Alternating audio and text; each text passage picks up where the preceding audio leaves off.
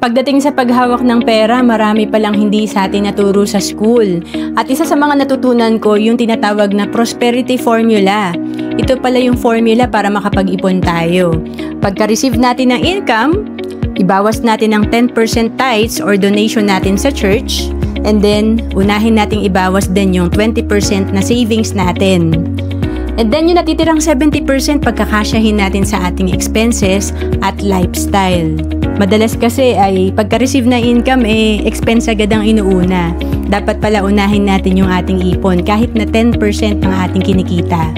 Makikita natin dito na kung disiplinado tayo sa paghawak ng pera, halimbawa 10 taon na tayo nagtatrabaho at kumikita tayo on the average ng 300,000 per year, 10 times 300,000, 3 million na pala yung total na kinita natin.